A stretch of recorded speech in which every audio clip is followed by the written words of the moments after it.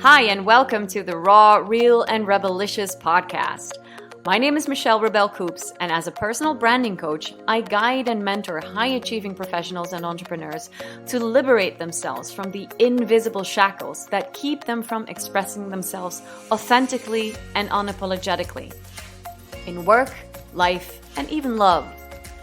I believe we can all become our own powerhouse and become true leaders of our lives. So let's explore how you can become who you're meant to be. A free, radiant, joyful, and juicy creature of love who takes charge like a true leader does. Hello, everyone. Today I'm here with Helen Bartram, who is a happiness coach, a Tedx speaker, the Wise Woman of the Year in 2019, and a very, very happy mom and wife. I personally know that her kids are truly, truly amazing. But yeah, I've gotten to know you as a very, very happy, cheerful woman. And this is actually the what you're doing as a happiness coach. And I'm curious because I know that no story is always as cheerful as we always want it to be. There's always something behind it. So would you be willing to share me your story of how you got to where you are now, being a happiness coach, which I'm sure has had its ups and downs? Yeah, that's life, isn't it? Okay, cool. So my story is all around a few years ago, I realized that I was people pleasing. On reflection, I was people pleasing. I was trying to make other people happy. And I think happiness is something that's always sat within me. In terms of, as a kid, I was a little bit silly and I would make people laugh. And that filled me up. But ultimately, I was making people happy. And then in 2018, everything hit the fan, shit hit the fan. So in my life, there was 3 very important people that were diagnosed with cancer. 2 were terminally ill, and I'd stopped communicating and connecting with my husband because I was too busy fixing everybody's life around me. And at the time, I was studying psychology, and in particular, positive psychology, which is all about flourishing and the feel good. And the more I studied, the more I realized how I'm trying to make everybody else happy, but I really wasn't happy. And it took for me to drop all the pieces of my life on the floor and recognize that none of this is fulfilling me. I'm doing this for everyone else. To actually recognize that I had to start rebuilding life and lead my own life to make myself happy. And I think where I'm at now is I have the honor to help other people live happier lives, but they do that for themselves. And that's where I was really going wrong for years. I was trying to fix everybody else's life and fix everybody else. And I didn't realize that nobody was broken. The only person that I was damaging as such was myself. And when I think back now, it's all very clear. And this was something that was going on for years. So my mother-in-law was terminally ill for 8 years.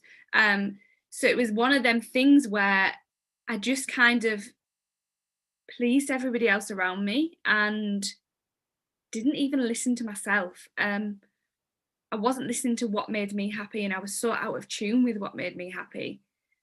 But because I was making other people happy, I think I had this belief that I was happy. It was fine. Everything's okay. That's what I do. I smile. I get on. And it just wasn't inside, if that makes sense. It does, actually. It makes a lot of sense. So is that something that was a pattern in your life of focusing on, I mean, you told me something about when in your childhood you were cheering people up and, being goofy and making people laugh. So how is that always manifested in your life? Yes, I think it was on reflection a bit of a character I played. So even in teenage years, out of the friends, I was the funny one, the silly one, probably outspoken, but in a comedy way, if that makes sense. And then even going into workplaces, I was just the cheery one, the smiley one.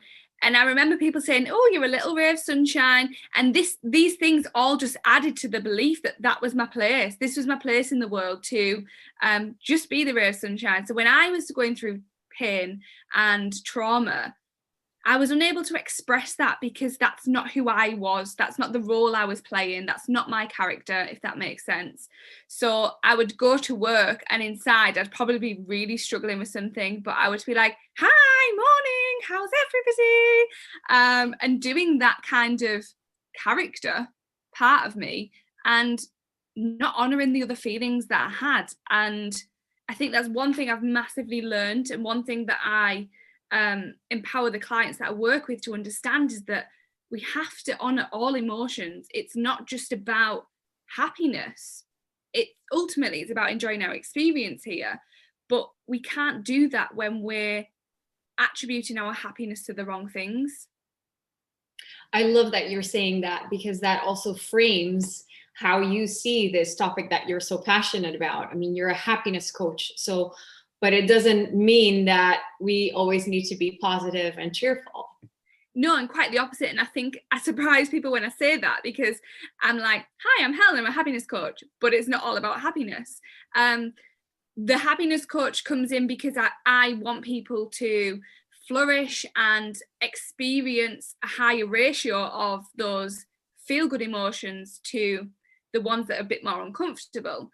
But ultimately, we have to honour all emotions as our experience. And for me, it's about empowering them to see that for themselves and understand that where their happiness and their feel-goods come from, rather than what I was doing and trying to give people happiness, if that makes sense. Makes a lot of sense. So what do you see your clients struggle with most? Because, to really embrace all of those feelings, that can be very painful as well. How is that for them? Yes, I think that's it. I think just like I was not honoring the pain, the anger, the sadness, I see that a lot. And I see that people feel that they should be happy, but with that, they shouldn't be experiencing the anger, the sadness. It's like it's a bit of a sin. It's like it's not accepted in society, because somebody says to you, how are you doing? "Yeah, I'm fine." You turn around and say, "Oh, absolutely shit, I've had a horrible time." And it makes other people feel uncomfortable potentially. So what society tells us is just nod, smile, be fine, get on. So when people are struggling, I see that they're unable to communicate that. They're unable to accept that this is normal, it's healthy, it's a part of our experience here. And for me, it's getting them to see that and change their perspective on their emotions is so powerful. Yeah, it's especially that, the perspective that we have towards something that's discomfort, that's uncomfortable or seen as negative or something. Yeah. Because we get told that, you don't want to be that negative person, because the negative person drains energy. And it's a big thing. You never want to be that person that drains others. Yeah, but you've got to get that balance right between feeling all the feels and accepting that they're part of your experience. And then actually, okay, I'm feeling this a lot. What else can I do? I want to feel less of this and more of this. So for me, it's that balance between honouring how you feel, really sitting with it, even the uncomfortable feelings. What we can learn so much from experiencing anger. And it's knowing that you have a choice to respond to external things rather than react, because then we're just fueling that emotion, if that makes sense. Makes a lot of sense. But maybe you can explain a little bit how that works in our body as well. Because, yeah, like you said, it's different that we have a primary reaction. Yeah. And I think it would be interesting if we know a little bit about how that works in our body, we can identify it more.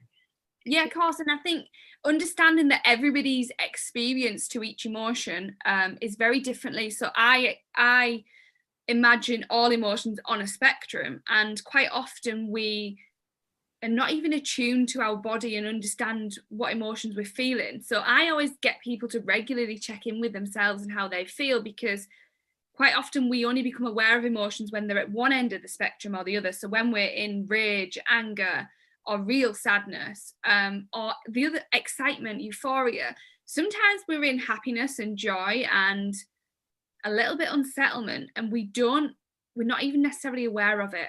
So the more we kind of tune into our body and become aware of how our emotions feel, the more we know ourselves. And for me, you can become so much more self-aware that you can catch moving to one end of the spectrum. So if something, for instance, triggers you, so an external stimuli, somebody says something unkind to you, your body then obviously goes into a trigger response. It can trigger off the stress response in your body, and ultimately the natural thing feels to do is to react. So probably say something back, or even people obviously physically react to things like that.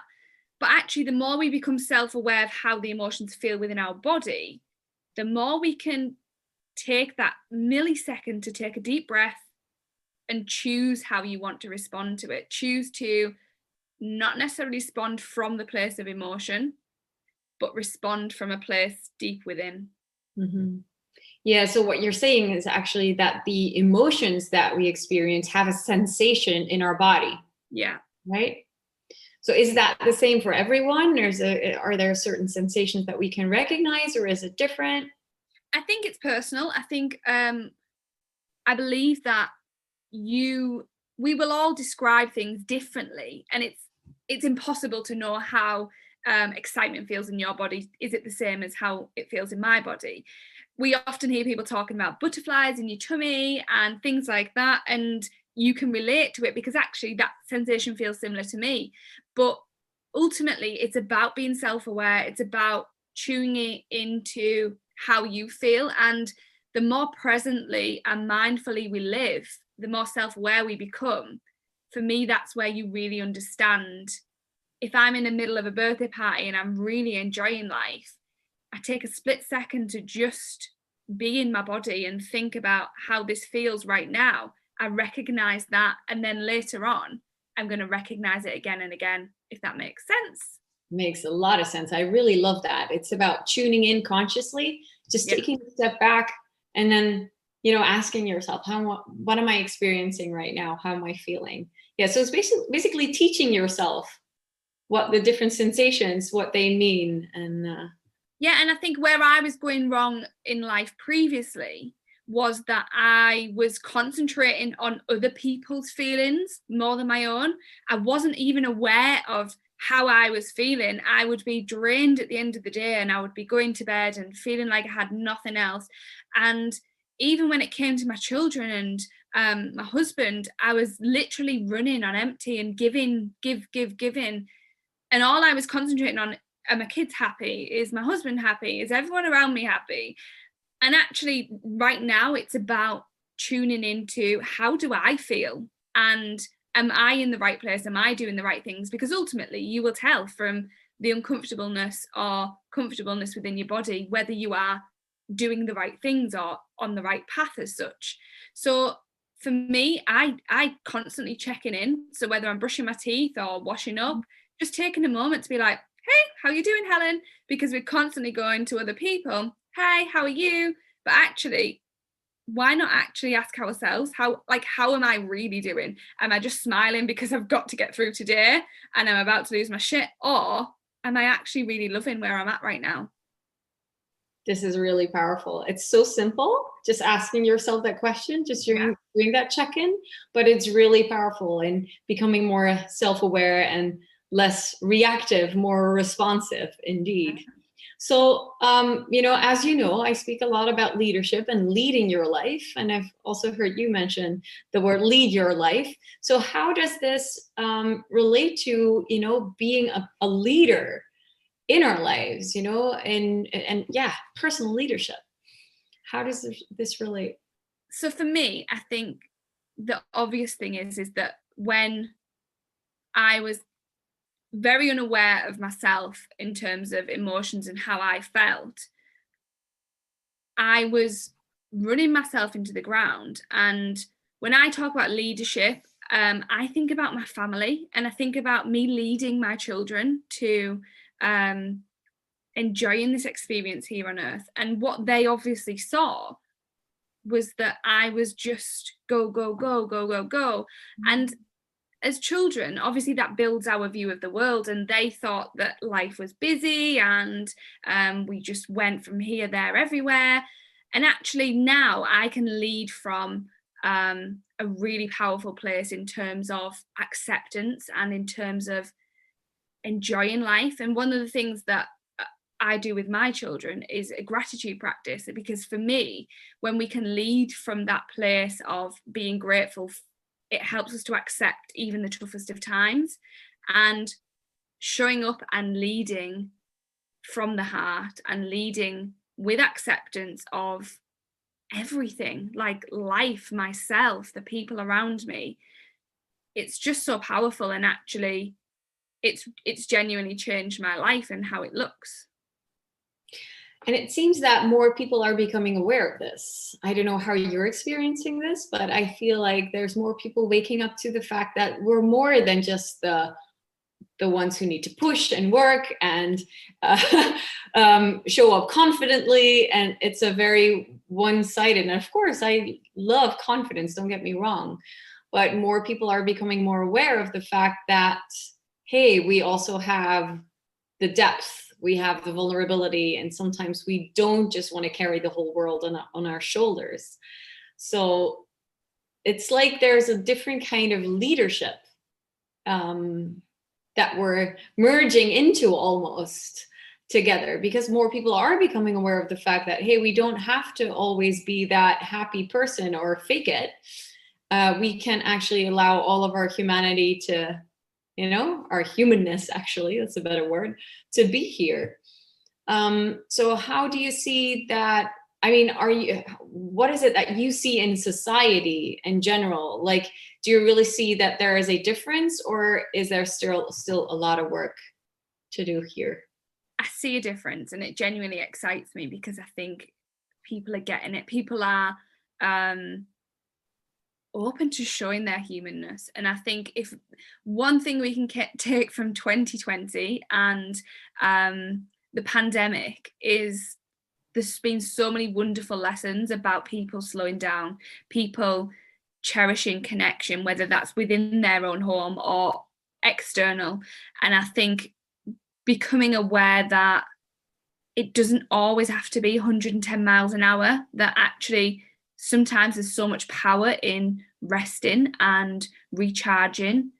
And I think there's so much that we can take forward from this year, as I genuinely believe it's helped shape how we will move forward and how things will look different. People are open to being more vulnerable. And to me, vulnerability is so courageous when we as humans show, hey, I'm not perfect. Hey, I don't always have my shit together.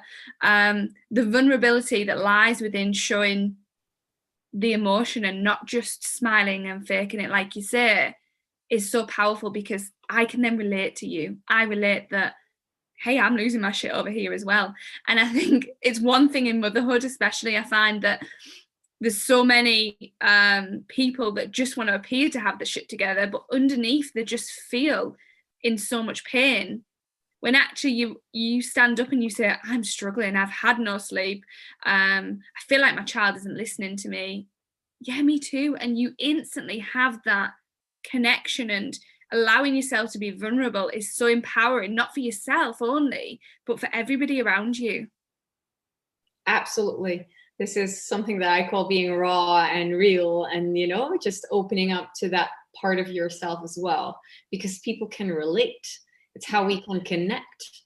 And this is something that a lot of people forget. And it was really funny that just last week I put up a post where I was revealing something, of my own truths and my vulnerability.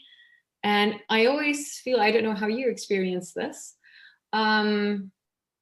I share this to inspire and to see that, I go through a lot as well. I connected to a message, and still I feel that there are people who have no idea how to deal with that vulnerability because they feel like they need to fix me or encourage me, or, give me words of like, oh yeah, you're doing great. But that's completely, I don't need that. I don't need their validation or encouragement. I'm just sharing it to, for people to relate. But the reason why I'm saying this is that this is, of course, a tendency that as human beings that we have, that when someone is expressing their vulnerability, that we feel like we need to do something about that. We need to make them feel better by encouraging them, by, giving them a compliment, by trying to fix it. What would you say to those people who feel that urge, Because I always feel like it's a little bit of a distorted perspective on vulnerability. Yeah, absolutely. And I think for me, that's made up of a number of things. It's obviously from our conditioning and the way the world has previously looked, and it's that doing. So you tell me that you're experiencing something, my initial reaction and the comfortable thing to do is do something. What can I do? Instead of actually just stopping and accepting and being there with you. And I think it could be a distraction. It could be I'm actually uncomfortable with you sharing this, and I'm not comfortable with your level of vulnerability because I don't necessarily have the ability to do that myself yet.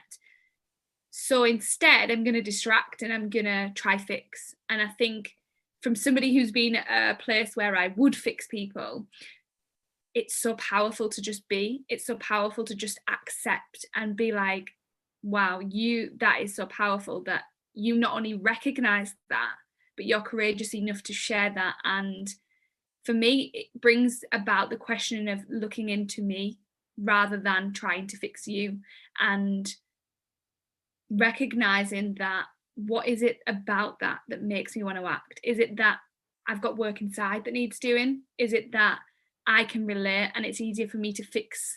I say fix in kind of inverted commas because none of us are broken. It's easier for me to look at acting towards you than to recognize that in myself. Right. So there's a fear actually of really going deep. Yeah. And looking at and reflecting on yourself. Yeah. And I think that you are a mirror to me. So whatever I am feeling or seeing I need to do to you is probably because that's what I really need myself. And these people are coming from such a place of love, they just don't understand vulnerability in the same way, if that makes sense. Mm-hmm. Yeah, exactly. Because here's the thing, that's when we even when we express our vulnerability, it doesn't mean that we cannot carry ourselves, does it? No, and I think it's that misconception. And again, whether it comes back from us being female and where our ancestors would have viewed that in terms of weakness, actually speaking up. I think it's a real thing. And I think, and even so with men, like actually expressing how you genuinely feel, or actually, I'm feeling really uncomfortable, I'm struggling with this right now. It's not a weakness, it's a strength to be vulnerable and be aware of how you feel, but then actually verbalize it. And for me, I view it as a bit of a beacon. I view it that you're there waving your vulnerability beacon saying, hey, I'm freaking human, are you human too? And for me, I love that, because I'm like, yes, go on, because I love that it's happening more and more. Whether I'm just consciously seeing it on social media or it's happening more and more, but I'm like, yes, we are accepting that we're human, instead of kind of putting this fakeness on and expressing this perfect world to everybody else. We're showing ourselves weird and wonderfulness and all. In all parts of us. Yes. So how do you, how has this changed within yourself, of wanting to fix and wanting to, make other people happy, basically pleasing? How has that affected your role as a mother, for example? and as a wife. And I mean, I can imagine it has shifted some things in your family. Yeah, and I think it's empowering. It's empowering for my children that I'm not prepared to do everything for them or solve their problems. That's not what I'm here for. I'm here to guide and love them and to put it back onto them to say, how do you foresee we can solve this? Where do you see the solution lies? Instead of fixing everything for everybody, actually letting them have their own power. What I view that I was doing was taking everybody else's power away for them. I was holding their power, and actually to be able to let them hold their own power, for me, will be one of the biggest life lessons and tools that they will take into adulthood, that actually they don't need me to fix anything for them. They have it within themselves. And what I was previously doing was taking that ability away from them. I wasn't allowing them to have that solution mindset and that growth mindset. So it's really empowering, not only for me, but for them too. And for me to watch them grow as humans and know that they're getting these tools is something very special. And ultimately, that is the role that you have to take, is to grow up, let the kids grow up to be independent and be their own leaders of life. And what you're talking about here is actually very empowering to a lot of people, because there is this false belief that as soon as you stop pleasing, you start taking care of yourself more, then you're going to take something away from the people around you. And what if people are going to have some kind of reaction to it, and things are going to get wobbly, and it's like, oh, there's going to be resistance from the outside world when there's change. Yeah. So basically what you're saying is, stop pleasing and you will actually empower others. Yeah, and I think it's just a bit of a disclaimer. It isn't always going to be rosy, because that's life. And I think for me, I was at such a tough time in life that something had to change. I had to really shift my actions, and not everybody responds well to that, because people that have become reliant on you, people who I'd made a rod for my own back, I was people pleasing. And although it's amazing now to reflect on where my children are, they probably had the shock of their lives when I stopped solving everything for them. And not only that, but obviously adults in my life. And I think what it then shows is who is right to keep within my life, and who was keeping me around because of the service I was doing, if that makes sense. That makes a lot of sense. And this actually, brings up a topic that of surrounding yourself with the people that can empower you and it can appreciate you, who you are, which I believe is a very important part of leadership, because we are the sum of the people around us, the people that we hang out most. So how did you do that? Like, it's not easy to make that shift, or in your circle, and to really be courageous enough to welcome the people in it, only have the people in it. Like, how did you do that?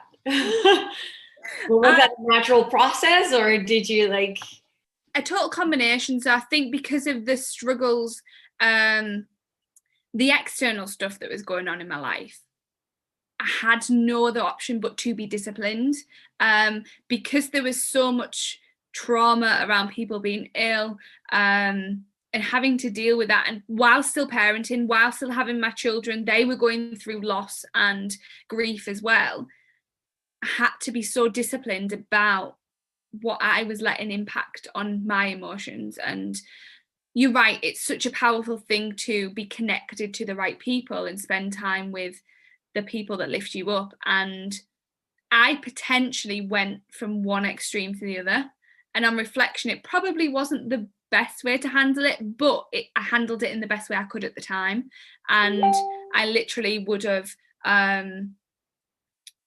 I just reflected on who have I got in my life, who am I spending time with, how do they make me feel, and is there a place for that in my world right now?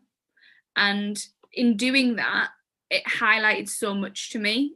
And I probably then went with the cutter down, and it's what I needed to do at the time. It doesn't have to be that dramatic. I think just simply looking at who you spend the most time with, how do they make me feel?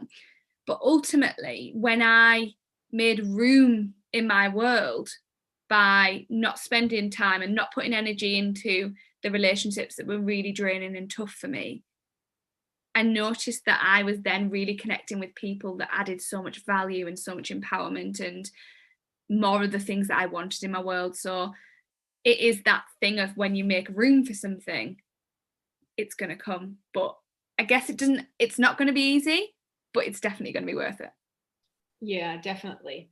Which is interesting because we're talking about, how you can make room for people and have the right connections and all of that. And now we're living in a really weird time where we are so disconnected, not by choice, but because of something external forcing us to stay inside a lot and obviously connect with ourselves. But yeah, we do need other people. So what would you say to the people out there who are so longing for a connection and are feeling miserable and very unhappy right now in this worldwide pandemic? What would you recommend, or what could you tell them? I think so. One of the things that I say is that we have to stay connected to people external to us as well. And we're so fortunate that we have this technology. We can have FaceTimes, we can do Zoom parties, whatever that looks like. But actually, just consciously connecting. I think when you are in a really tough place, it can be so easy to go inwards and really retract from the world. But when we connect to other people, it fills something within inside us, and there's lots of research that shows how that then helps us to flourish and increase our well-being. But actually, it's a human need to connect, and not only connect to self, but using the technology that we have. And for me, connecting with nature and things like that, very simple. It's just doing it. It's just, sometimes you'll feel like not connecting, and they're probably the times that you really need to connect the most. And it doesn't have to be 2-hour call. It could just be a very simple, I'm just dropping in, let's chat. And I think when you have the right people in your world, they will get that. They will be craving the same thing. And it's so important for people to understand you in your world. Definitely. Yeah. Because then you don't feel alone. What about the people that have a tendency to really retract because they're super happy on their own? I always feel like it's I'm very good by myself, and I can sometimes just be in my own bubble and forget, I will always there's always people that I talk to, but I also believe that there could be a little bit of a risk here. I think you obviously know yourself well, and you're very self-aware in terms of your own well-being.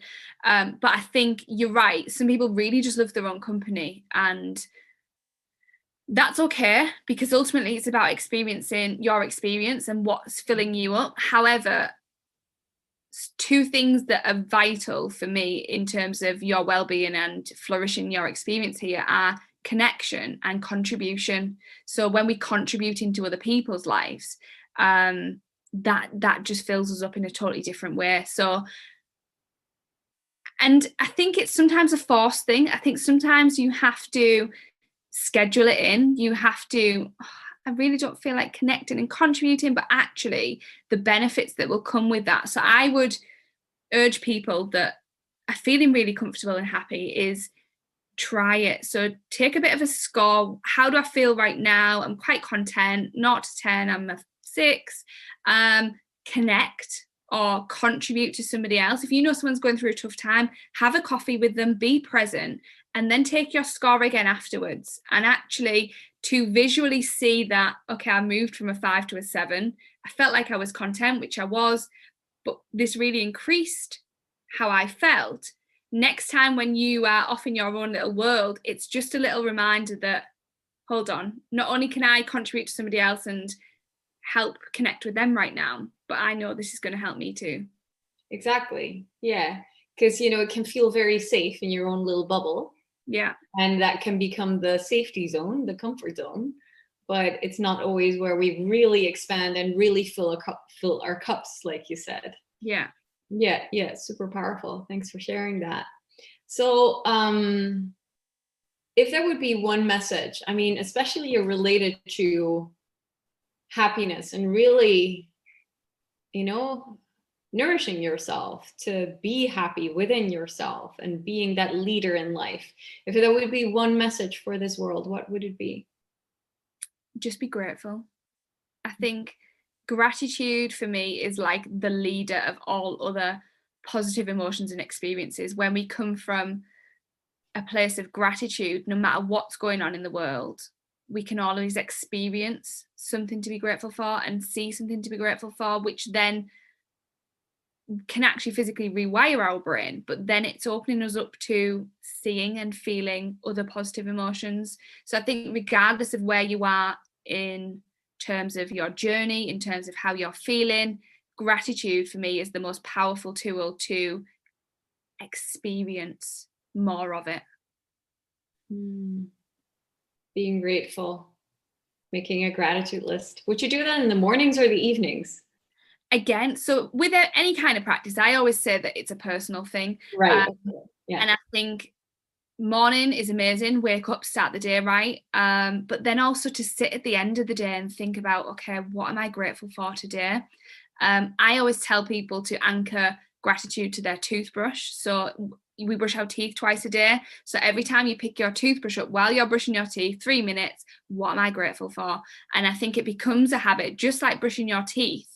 And it's so simple, because I understand some people struggle with the journaling. Some people find it a bit of a chore, and you need to be disciplined to sit down and make time.